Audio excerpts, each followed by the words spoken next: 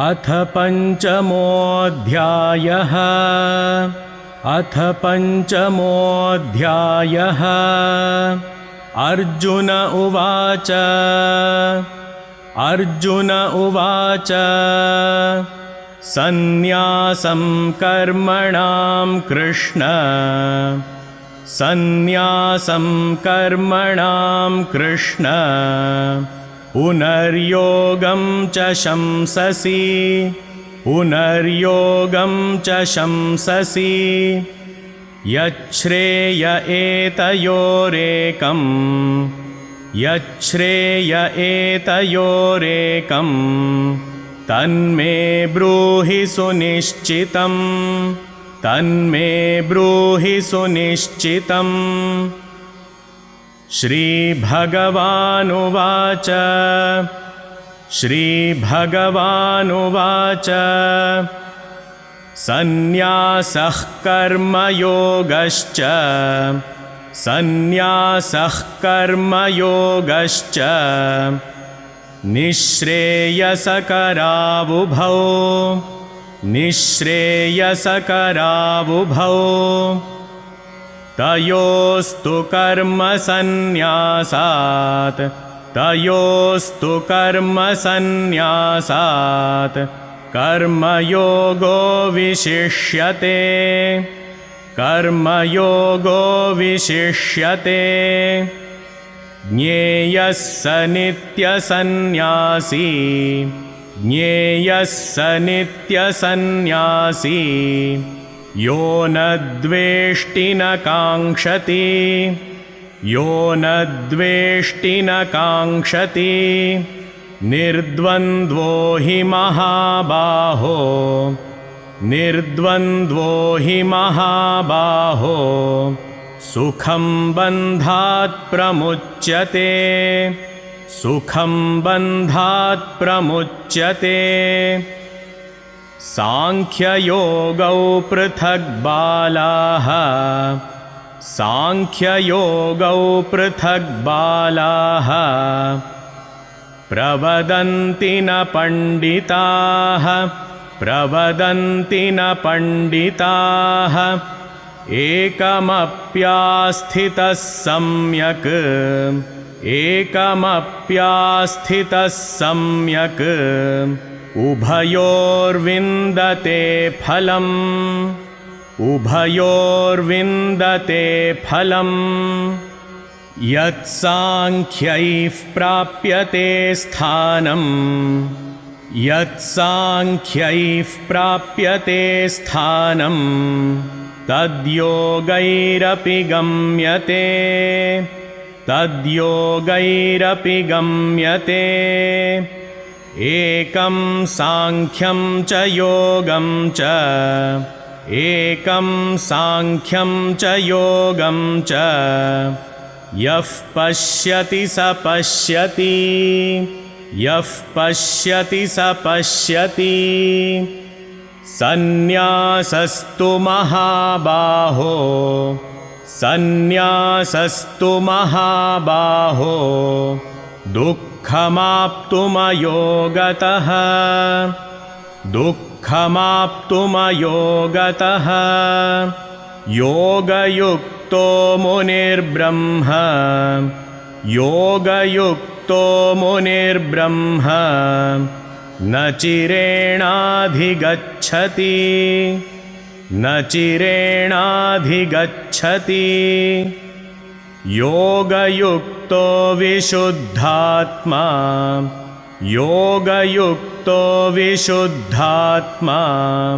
विजितात्मा जितेन्द्रियः। विजितात्मा जितेन्द्रियः। सर्वभूतात्मभूतात्मा। सर्वभूतात्मभूतात्मा। कुर्वन्नपि न लिप्यते। कुर्वन्नपि न लिप्यते।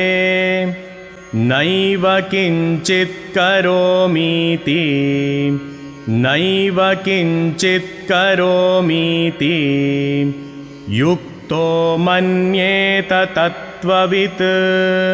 युक्तो युक्तो मन्येत तत्त्ववित् पश्यन् शृण्वन् स्पृशन् जिघ्रन् पश्यन् शृण्वन् स्पृशन् जिघ्रन् अश्नन् गच्छन् स्वपन् श्वसन् अश्नन् गच्छन् स्वपन् श्वसन् प्रलपन् विसृजन् गृह्णन् प्रलपन् विसृजन् गृह्णन् उन्मिषन् निमिषन्नपि उन्मिषन् निमिषन्नपि इन्द्रियाणीन्द्रियार्थेषु इन्द्रियाणीन्द्रियार्थेषु वर्तन्त इति धारयन् वर्तन्त इति धारयन्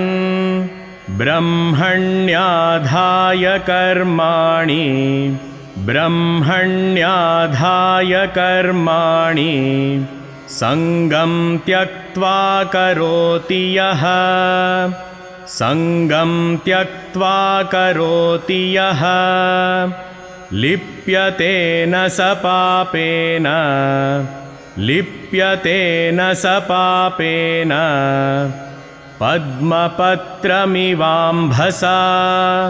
पद्मपत्रमिवाम्भसा कायेन मनसा बुद्ध्या कायेन मनसा बुद्ध्या केवलैरिन्द्रियैरपि केवलैरिन्द्रियैरपि योगिनः कर्म कुर्वन्ति योगिनः कर्म कुर्वन्ति सङ्गं त्यक्त्वात्मशुद्धये सङ्गं त्यक्त्वात्मशुद्धये युक्तः कर्मफलं त्यक्त्वा युक्तः कर्मफलं त्यक्त्वा शान्तिमाप्नोति नैष्ठिकीं शान्तिमाप्नोति नैष्ठिकीम् अयुक्तः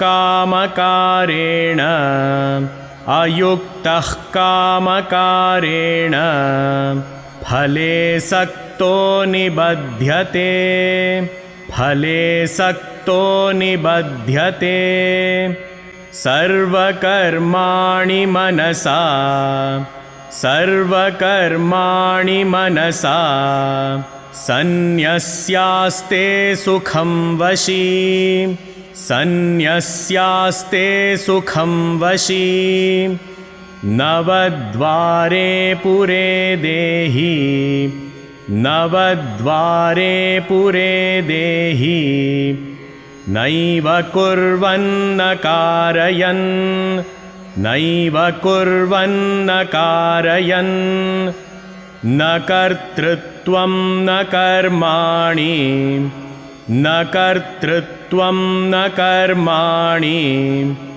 लोकस्य सृजति प्रभुः लोकस्य सृजति प्रभुः न कर्मफलसंयोगम् न कर्मफलसंयोगम् स्वभावस्तु प्रवर्तते स्वभावस्तु प्रवर्तते नादत्ते कस्यचित् पापं नादत्ते कस्यचित् पापं न चैव सुकृतं विभुः न चैव सुकृतं विभुः अज्ञानेनावृतं ज्ञानम् अज्ञानेनावृतं ज्ञानं तेन मुह्यन्ति जन्तवः तेन मुह्यन्ति जन्तवः ज्ञानेन तु तदज्ञानम् ज्ञानेन तु तदज्ञानम् येषां नाशितमात्मनः येषां नाशितमात्मनः तेषामादित्यवज्ञानं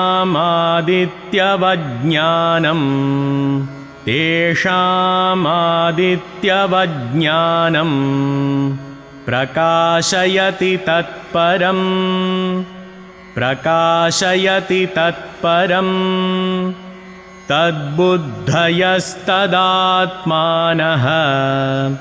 तद्बुद्धयस्तदात्मानः तन्निष्ठास्तत्परायणाः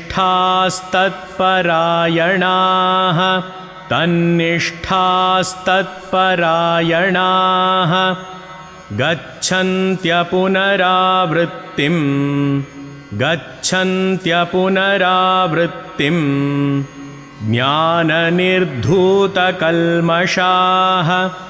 ज्ञाननिर्धूतकल्मषाः विद्याविनयसम्पन्ने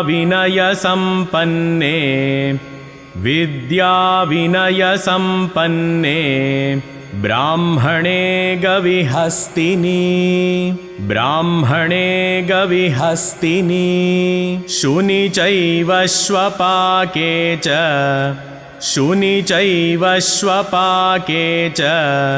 पंडिताः समदर्शिनः इहैव तैर्जितः सर्गः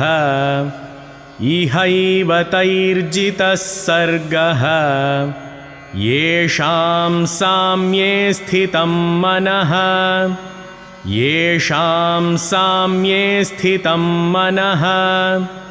निर्दोषं हि समं ब्रह्म तस्माद्ब्रह्मणि ते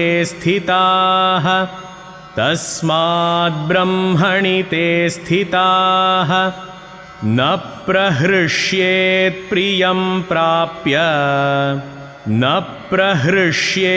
प्रियं प्राप्य नोद्विजेत् प्राप्य चाप्रियम्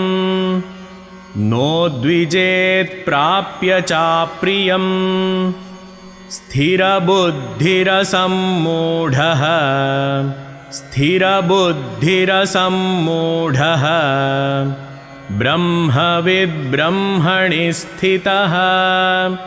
ब्रह्मविद्ब्रह्मणि स्थितः बाह्यस्पर्शेष्वसक्तात्मा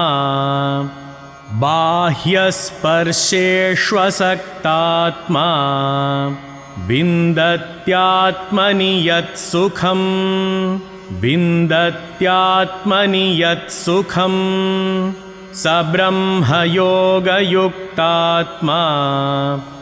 स ब्रह्मयोगयुक्तात्मा सुखमक्षयमश्नुते